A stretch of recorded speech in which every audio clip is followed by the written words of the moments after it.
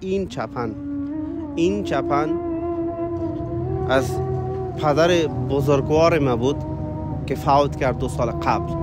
گاهی اوقات وقتی به طرف این چپن یا عکسش نگاه میکنم، همیشه وقت به تفکر میرم و پروردگار هم در قرآن میگه که تفکر بکنین، تعقل بکنین، فکر بکنین، تدبر بکنین. انسان وادار میکنه به عقل کردن و تدبر کردن. میگه افلا یتدبرون افلا یعقلون. انسان وادار میکنه که تفکر و تعقل بکن، فکر بکن. چون هرگاه این فکرها فعال شود، انسان مسیر گمراه را رها میکنه و مسیر حق میپیونده. این چپن از پدر بزرگوارم به جا گذاشته.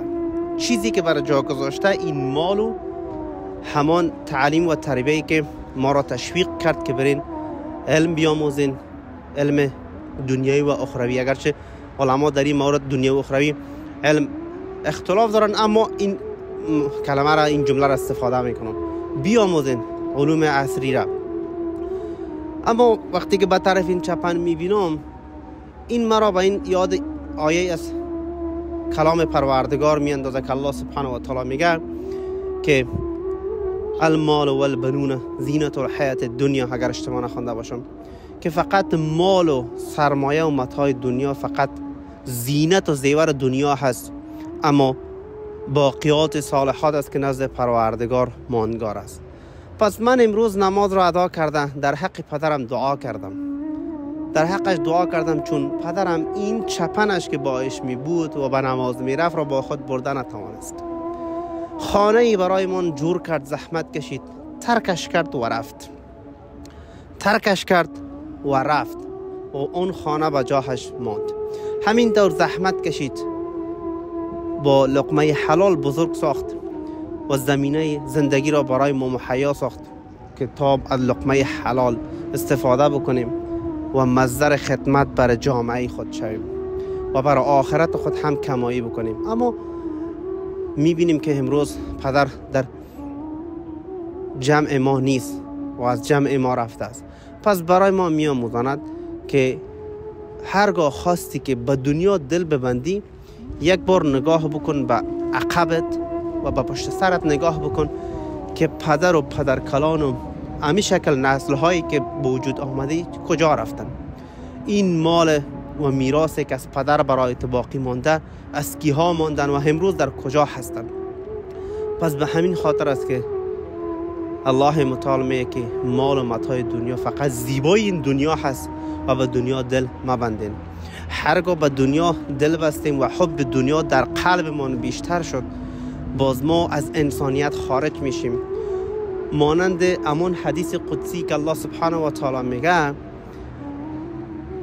غذایی را که ما برات تعیین کردیم او برات حد رسید و مال و متاع و زحمت را که تو میکشی به مو اندازه به دست خود آورد.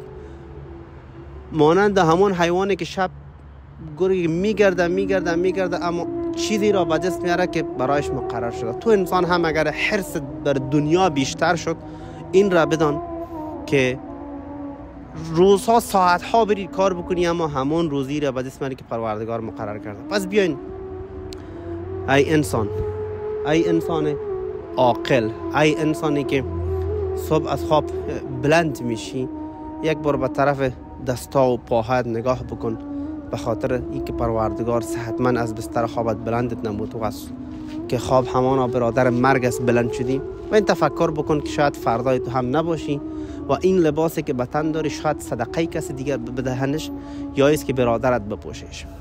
پس به دنیا آنقدر دل مبند، به اندازه زحمت بکش، به اندازه بطلب که او تو را از مسیر حق، مسیر دعوت، از عبادت پروردگار دور نکنه.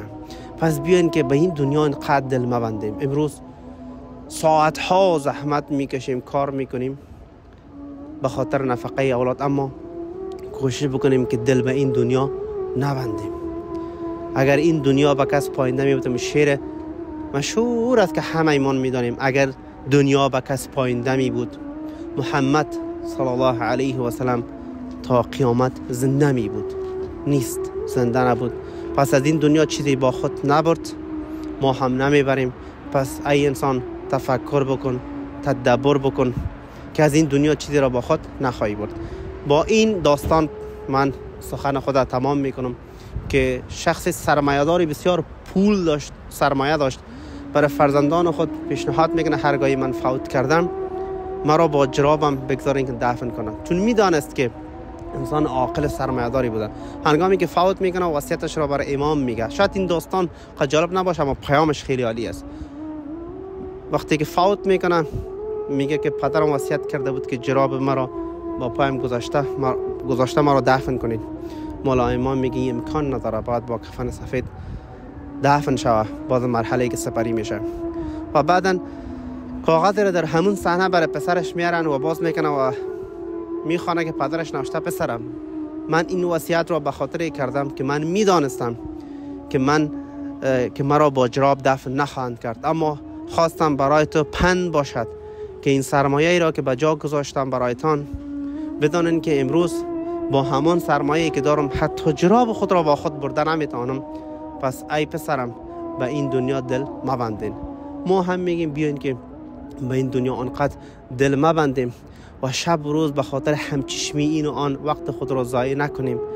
انسان‌هایی بودن که همه چیز دنیا را دارن اما اینجا نارام هست، چون مال و متاع دنیا هیچگاه آرامش بر انسان نمیده. همانا پروردگار میگه الا به ذکر الله تطمئن القلوب. این قلب با ذکر پروردگار، با یاد پروردگار، با خواندن کلام پروردگار آرام میگیره. ای انسان بیا یک قدم پیش برای اصلاح خویش. السلام علیکم و رحمت الله و برکاته.